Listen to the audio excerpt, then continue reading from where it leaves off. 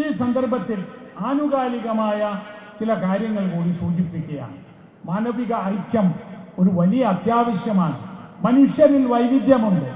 ജാതികൾ, മതങ്ങൾ, ഭാഷകൾ, അതിർത്തികൾ, രാഷ്ട്രങ്ങൾ, രാഷ്ട്രീയങ്ങളൊക്കെ മനുഷ്യർക്കിടയിലുണ്ട്.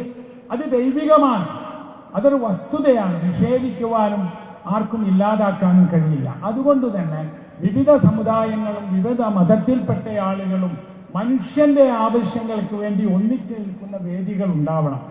ഇലക്ഷൻ വരാൻ പോകുന്നു, അതിനെക്കുറിച്ചൊരു വാക്ക് പറയാതിരുന്നാൽ ശരിയല്ലല്ലോ. ലോകത്തിൽ ഏറ്റവും ബഹുമാനിക്കപ്പെടുന്ന ഒരു ഭരണഘടനയാണ് നമ്മുടെ ഭരണഘടന. അത് തുടങ്ങുന്നത് അതിന്റെ ആമുഖം we the people of India എന്നാണ്. അങ്ങനെ തുടങ്ങുന്ന ഒരു ഭരണഘടന നമ്മുടേതേ ഉള്ളൂ. ആരുടേതാ? നമ്മുടേത്, ഇന്ത്യയിലെ ജനങ്ങൾ. അതുകൊണ്ടാണല്ലോ നമ്മൾ സ്കൂളിൽ പ്രതിജ്ഞ ചെയ്തിരുന്നത്, India is my country, all Indians are my brothers and sisters, I love my country.